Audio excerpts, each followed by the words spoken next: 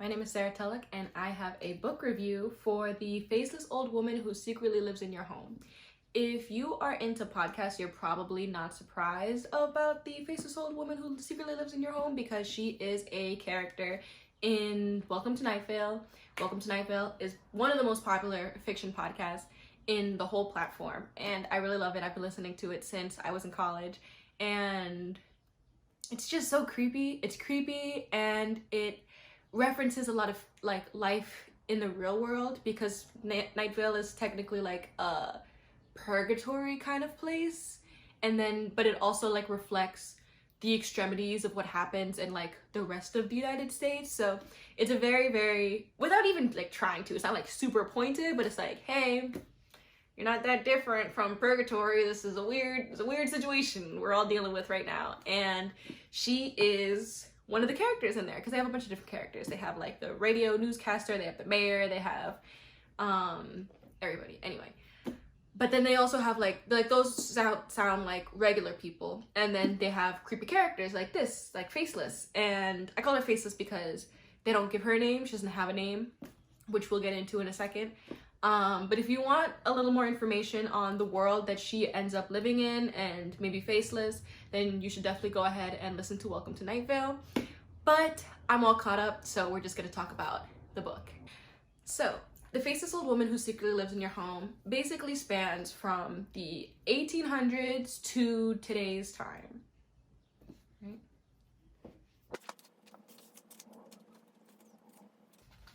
Okay, sorry, 1792 is when we start, so late 1700s, and then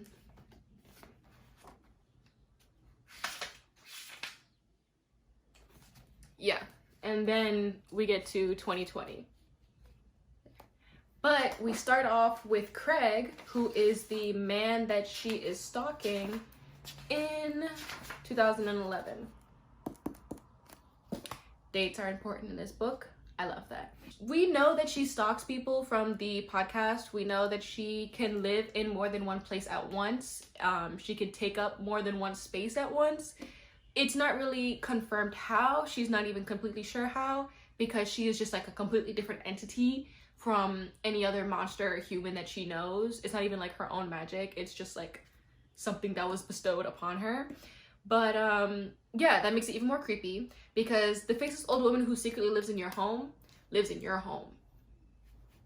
That's where she is. She's in Craig's home, she's in the mayor's home, she's in the dragon's home, she's in your home because she can be anywhere. And that's pretty cool. It's scary, but it's cool. And I love having creepy women like that because we got options, you know? Like, we got options to be creepy. And that was one of the things that really like pulled me toward her, was her like kind of omnipotence, that she was able to do a bunch of things. She was able to stalk a bunch of people. She was able to manipulate things because she's able to like, it's not that she can just be there, but she can like push things over. She could write notes, she could send emails, you know? She's always wreaking havoc, and I like that. Maybe I like chaos, but I like that. So that's pretty much kind of really all you really need to know going into this book. She explains it right off the bat in the first chapter that she's stalking Craig. You don't know why she's stalking Craig specifically, you know, like she stalks other people, but she stalks Craig for a specific reason, but we don't know that yet. That's going to be solved by the end of the book. And the story just kind of goes into like sometimes she tells her story when like people are listening, but sometimes people are not listening and people don't want to be listening. So she just starts telling her story, and her story starts in 1795. Was that the number? That would be really dumb of me if I just said 1795 and it wasn't 1795 when I got the book in my lap. 1792. 1792. Yeah, that was dumb of me. Yeah, so it's basically like her history, like how she grew up, how she became who she is today. I don't know how many spoilers I want to put in this. This is my first video, so if you have a preference of how spoilery you want it to be, because like for me and the people I usually talk to, they're like, you can tell me anything because I don't remember names, I don't remember places, I'm gonna forget it, and then I'm gonna be like, oh yeah, like she did say that, but after, so it's not super spoilery. If you're the type to remember, please leave it in the comments. If you're not, if you want to know things so that you can like go read the book, let me know and I'll be spoilery. I won't reveal twists though, because that pisses me off. But I'll be a little more detailed with my summaries. So it basically spans from her human life, from when she's a human, from 1795 to whatever date that is that happens. And then when she starts becoming the faceless old woman, because that's a completely different entity. And you knew this, but it wasn't really confirmed, but then it was confirmed, and then you knew this. It's a very interesting concept. I like that. It was very creepy. It's also creepy that she is described as like a spider kind of situation. She has many arms at times. Sometimes she looks more human, sometimes she doesn't. Sometimes she describes herself as scuttling. And that's creepy. She's like right over your shoulder. She could be over my shoulder right now. That's how creepy she is. At some point, I hate it. At some point, it's nightmare fuel. But at some point, it's really cool. Because again, now we have options. And I appreciate that. I really do. So one of the things that I really loved about this book, even though it was disappointing to me and my homegirls, because I did not want this ending to be the ending that it was. But it had to be. I will call it a cautionary tale, and I'll tell you why. It's a bold claim. I'm gonna stand by it. Because you don't want to do what Faceless did. First of all, Faceless doesn't have a name. Her name is the faceless old woman who secretly lives in your home. She had a human past life, but she can't name it. And you know why? Because her life was not her own. She did not take advantage of her own life as her in a body moving around and like living. She threw it all away for revenge. And that pissed me off. She was so cool. She was so cool. She was a badass. She took advantage of every situation that she was in. She was always able to like get above anything that was thrown at her for the most part. But she did it all in the name of revenge. She didn't do it all in the name of like herself, right? Like, at what point do you give up? At what point do you give up and realize that giving up is self-care? Because revenge is hard, okay? Revenge takes a lot out of you. And I'm not saying I like to say I'm a pacifist. I know for a fact in my heart I am not. But a whole lifetime of revenge? A whole decades. Which decade do you get bored of it? I get that it was important to her to enact this revenge, but in my opinion, it wasn't warranted as much as she liked to think so. And I think it was because she was isolated. Her childhood was very isolating. She lived alone with her dad in a castle, and she didn't get to talk to a lot of people. She had like a neighbor, but if she just knew the rest of the world, if she knew that she could do things, that's not revenge. That's what the problem was. She thought that revenge was her freedom. Revenge is not always your freedom. Love can be your freedom. Freedom can be your freedom. You know, a career can be your freedom. Motherhood can be your freedom. Adventure can be your freedom. It doesn't have to be revenge. And it was revenge for her, but it wasn't satisfying because it took decades. And she just, in my opinion, she wasted her whole life. And I get that she was also around manipulative people, but at the same time, at what point do you read the room? Faceless. You don't even have your name. Can you imagine that you chuck yourself into revenge so hard that you don't even remember your name anymore? Because that's not what's important to you. What's important to you is your revenge. That's hard. That's really hard. I can't justify that. I don't have a revenge that I could say justify. And you know what? Even if I did, if I'm thinking of something and I was like, oh, that's enough for me to revenge my whole life. Is it my whole life? No. No, it's not. And that's just something that Faceless never knew. She just couldn't put it down. She couldn't put it down. And I won't say that that's a problem for the authors. I don't think that it was that Faceless's revenge was unbelievable. It was just that she could have given herself a chance. She had a chance. She just never took her chances. She never took her chances to get out. And she could have. And that's what's disappointing. Not by the writing, but because of Faceless. And if anyone is watching this thinking that like, I'm gonna read this revenge story and it's gonna be great because revenge is sweet, it's not. Revenge is rarely what you make of it. It's rarely what you thought up in your head. And this is exactly, I think, this is exactly their point, was it was not what she thought it was going to be. It was never going to be what she thought it was going to be. She could have revenged in so many ways that was not this particular kind of revenge. It could have been revenge in freedom. It could have been revenge in friendship. It could have been revenge in adventure. And she didn't. So I'm just disappointed. She was such a bad bitch. She was such a baddie, and she threw it away. And I love her, but there is a sadness in me when I read this book.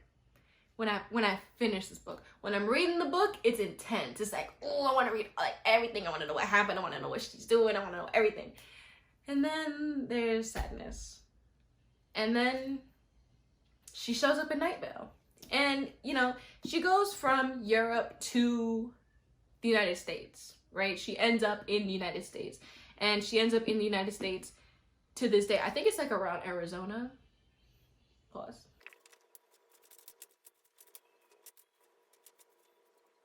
So I just look for it. Night Vale is a little questionable. It's a little hard to find. Last time she was like around Oklahoma before she ended up in Night Vale. But it's like middle America, west, like somewhere around desert America, you know, somewhere in the middle of that, maybe near Arizona. I don't know. For a little spoiler for the podcast, Night Vale is a weird like black hole kind of situation where this goddess was trying, she's a god, but she's a goddess, was trying to save her favorite village, and she ended up messing up the timelines. So everything kind of just went into Night Vale. So you can't get out of Night Vale. Once you're in, you're in. You can't get out. There are secret government agents and regular government agents and a dog park that is filled with creepy entities that will kill you, and there's dragons. There's a whole mess. Like everything that could be is happening there. And they don't think it's normal because they only can get information about themselves. So it's just a lot of craziness. But it is also purgatory because you can't leave. Some people can't die. Some people can't go to the afterlife. It's just a lot of, you know, if purgatory could have a town, this is the town, you know, because it's just, everybody's there and they can't get out. And it's very violent in there, but can you die? Some people die, like civilians, but like main characters, can they die? Who knows? Who even knows if those civilians are really real, you know? So that's why it's like, the fact that Faceless ended up there kind of proves that like, she's in purgatory. Like she was drawn to purgatory. She didn't know where she was going when she became Faceless, but then in her travels, she ended up finding what she wanted her purpose to be, and then that purpose led her to Night Vale, which is, or could be, a form of purgatory. And that kind of describes like what she is and why she ended up being Faceless, because she herself had good intentions. So she's good, but her intentions were violent and murderous. So that's bad in most cases, you know? And then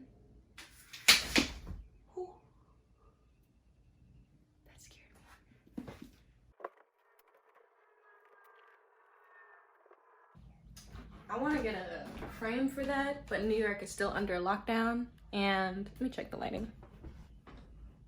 Yeah.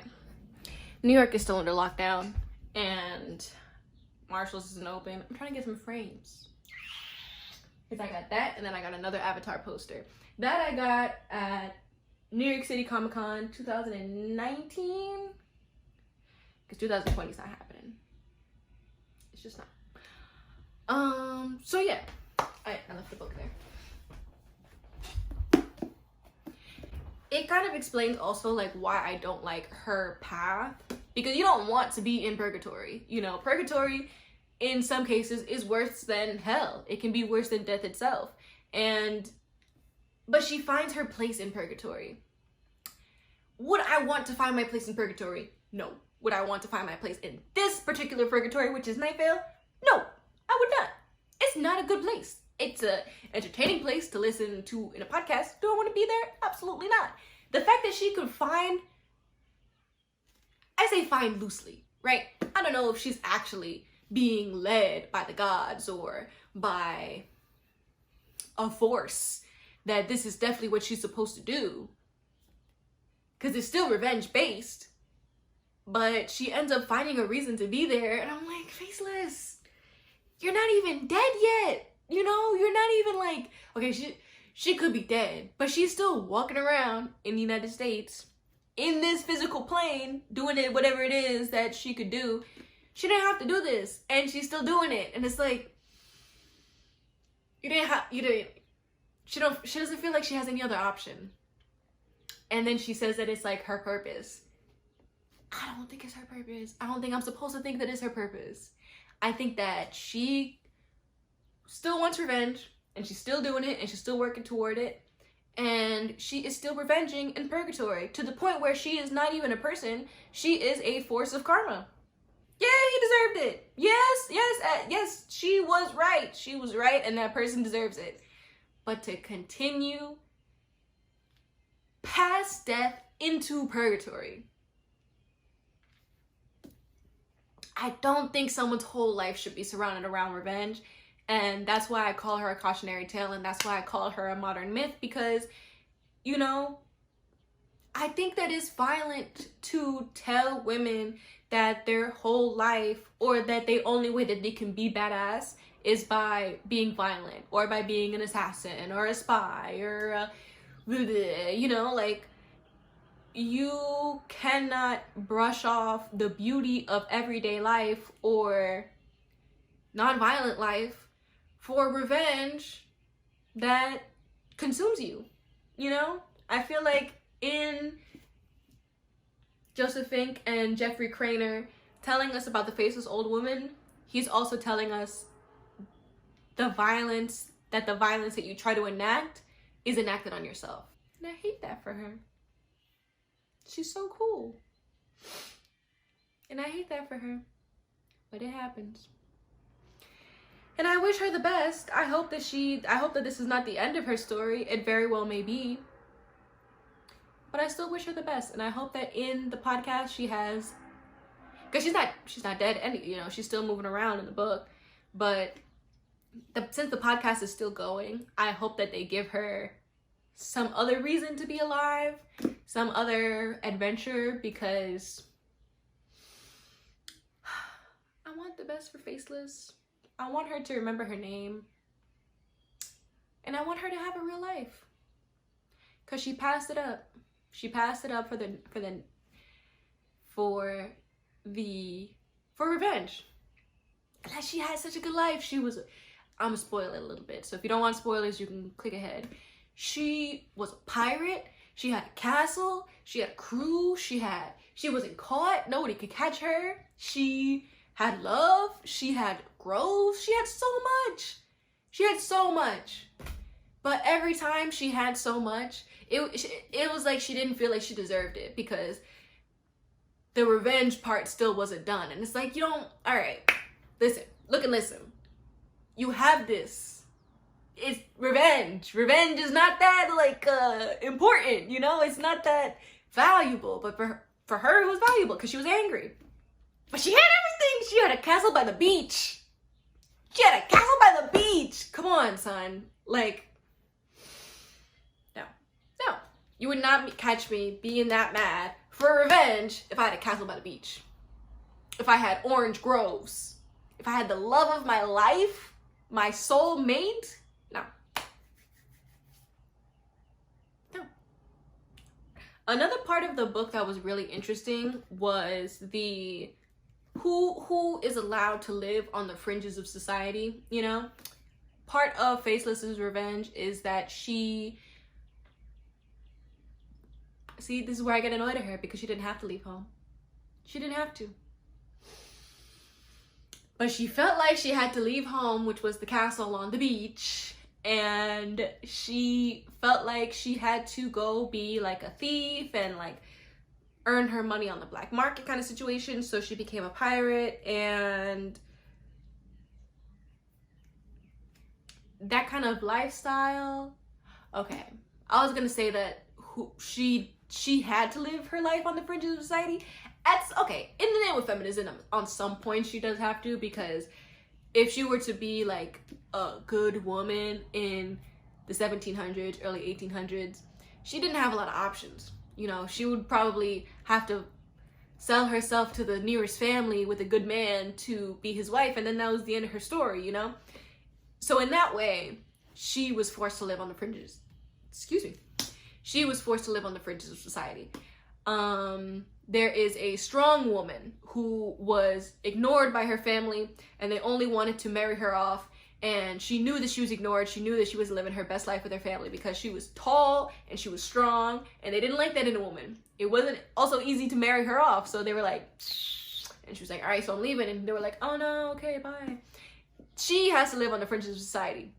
There's another Jewish woman who also likes women, and she is being persecuted left and right. Like, the Jewish areas are just being attacked all the time, and then she gets attacked in her own community, and she just has to run around, and she ends up being like a shapeshifter kind of character, because she's able to disguise herself into different characters. Like, she's able to change her voice, she's able to change her height by how she like holds herself, and that's pretty cool. I really like that kind of version of shape-shifting. It's very like That's So Raven-y, you know? But it's also very sad because she had to do this. It says explicitly that she is more comfortable when she is not herself. That's sad. She should be able to live however she wants, but she is tired because y'all are yelling at her, and she wasn't safe anywhere. So that is another person who has to live on the fringes of society. There was also like a noble son who was in the pirate gang, and he was like a disappointment. I don't know if that's coded for gay, but it sounded like there was something that was not being said, that was said to them but was not said to us. That kind of tension, that kind of person has to live on the fringes of society. The Edmund character, okay? The Edmund character did not have to live on the fringes of society, and it upset me and my homegirls, okay? He chose to live on the fringes of society. Not even that that's like a bad thing. Not even saying that like pirating is super bad, you know? They pirated without, in a humane way, right? They didn't pillage villages, they didn't kill people for no reason, they didn't walk the plank, you know? They did what they had to do because they weren't allowed into regular society. Edmund went out of his way to be a violent criminal. And in some ways, in some of the book, it's like, oh, well, he had to. And then you get to the point where he doesn't have to. Because he got into this because he wanted to be wealthy really quickly. And he wanted to have power really quickly. And he wanted to have evil power. It wasn't important power. It wasn't, I want to help the people power. He wanted to help himself the whole time. And it upset me. And the level of violence that he gets to, the level of petty that he gets to, just furthers the flame. Because you can understand why Faceless is mad at him. You can understand everything eventually. But it's just like, you don't have to. And that's your privilege, you know? You are privileged if you were able to walk around in normal society and not have to contemplate whether you should leave or not, and then leave society to live on the fringes of it in like a black market kind of situation. That's violent. That's dangerous. Nobody wants to do that. But he chose to do it because he wanted wealth and power as soon as possible. He wanted to wield. He wanted to be a king, but he didn't want to be a leader. He didn't want to help anybody. He wanted to help himself. Always. I hate Edmund, obviously. The last thing I want to point out is a section in the book that just really took me aback because you don't usually see this. This is too far. It's kind of seen as like a gamble in the writing world because, where is it?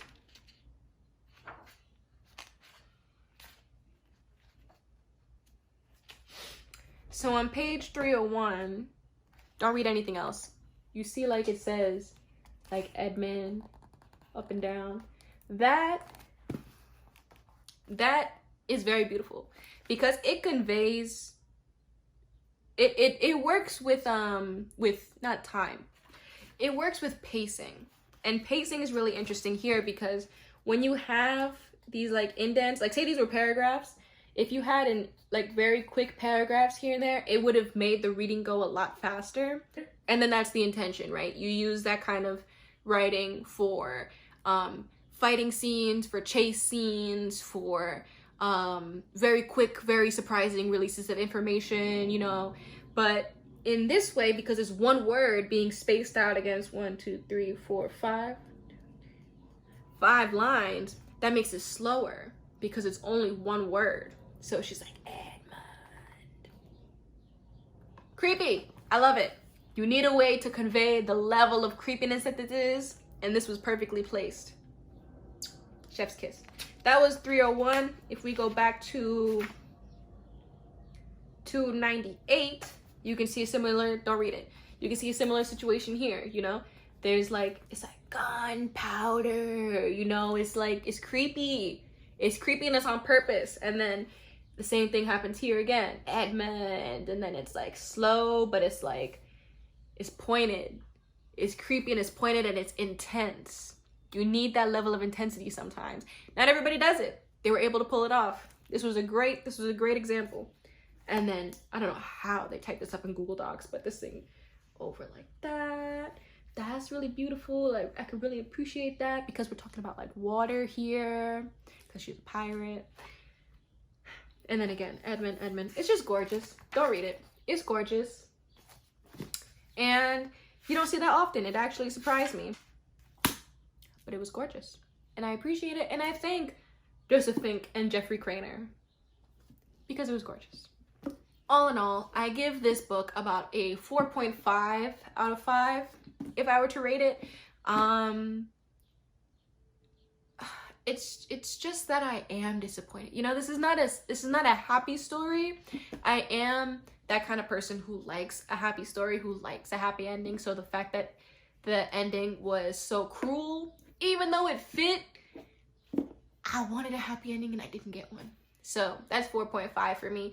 It was incredibly beautiful. They were able to get all 5 senses into this book and make you feel everything. Like, you can hear the water, you could taste the oranges, you can feel the sweat off your brow when she's fighting. You know, it was a very good sensorial kind of a experience reading this, and it's very intense, which I like because I like to read quickly when I can. And the fact that the whole book was pretty much very fast paced really kept my interest. The only thing is that, again, if you want a happy story, you're not gonna get one, and that makes sense. You know, she is the faceless old woman who secretly lives in your home. That's what point did you think she was gonna be happy? You know, I don't know at what point I thought that she was gonna be happy, but that's what ended up happening. And I love her. I'm just sad about her history. It upset me and my homegirls. Yeah, and you're not gonna get closure. So if you're still trying to text your ex, don't read this book. It's a lot. So I just want to thank you guys for watching this video and supporting me if you can. And just by watching it, honestly, I don't even have anything set up for you to support me in any other way. This is just fun for me. I'm stuck in quarantine. I'm losing my mind. So I would also like to point out that this, can you see the whole thing? I'm gonna back up. This is a design from one of my friends. I say friends, but like we met each other once, but I really like her, so she's cool. I call her my friend. And she's a design major. She was the woman who went viral a couple years ago because she made her own dress for prom. And she always has new stuff out. And I bought this because it supported the Black Lives Matter movement. And it says, the interviewer, this is Nina Simone. The interviewer says, well, what's freedom? They're asking her. And she's like, it's just a feeling. Freedom is no fear.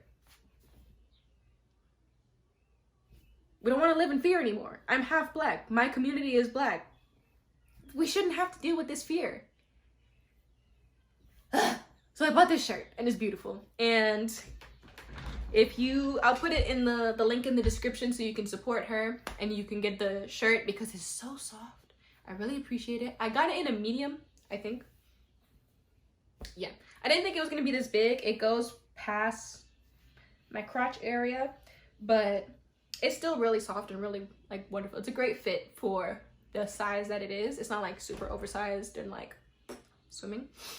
But yes, support the Black Lives Matter movement in any way that you can. Sign petitions, donate to bail funds, and just be a good human being. Be anti-racist, because it's not just enough to not be racist. You have to be anti-racist. And I'm probably going to be working on some anti-racist books. They sold out, so I gotta wait until they come back in stock and then I'll buy them. But until then, I'm also using the time to look for books that are not about the revolution or trauma, because that's another problem, is that we're only able to talk about trauma, and it'd be trauma porn. And it's just, we need Black futurism, we need Black fantasy, we need Black romances. I need a romance story. I haven't read romance in so long that wasn't fan fiction. I want a romance story, and I want to support a Black author who writes romance. So I'm looking through that, and I am supporting Black-owned bookstores. I'll leave the link to my article about, it's an interactive list of Black-owned bookstores all over the United States. If I'm missing one, let me know in the comments or email me, because it's going to be through my website. And then I'll add it, because I only have like, I think 19 states in that article, and then online. But I'm probably going to be ordering from 44th Street and 3rd bookstore, because they have a huge selection of like, I don't want to say regular books, but you know, like fantasy, sci-fi, fiction kind of books. So yeah, if you have any of those recommendations, you can also drop those in the comments and I'll read them, and I will try to pick up the books if they're not out of stock, because a lot of people are jumping on this wave and I appreciate it. And yeah, support wherever way you can. I am also a writing coach. I graduated from Eugene Lang from the New School, and I help specifically Black, Indigenous, and people of color. I help gay writers. I help people who identify as women, and help them to get their story to where it needs to be so that they can publish it whichever way they want it to be. I can help people find the resources they need for indie publishing, for self-publishing, for huge marketplace publishing. I'm in that world. I'm in New York. And you can check out my services in the description. I'll leave them there as well. And if you have any questions, any comments or concern, you can also email me and just let me know what you think. If you have a story that you need editing work and you need someone to like keep you going, you need someone to schedule for you, then just let me know and I'll be there. Thank you so much for watching. Please read The Faceless Old Woman Who Secretly Lives in Your Home. And I will be back with another video sometime later. We'll see how this goes. Bye. Is the light leaving? No. I stabbed myself. I like hardcover, and sometimes I don't.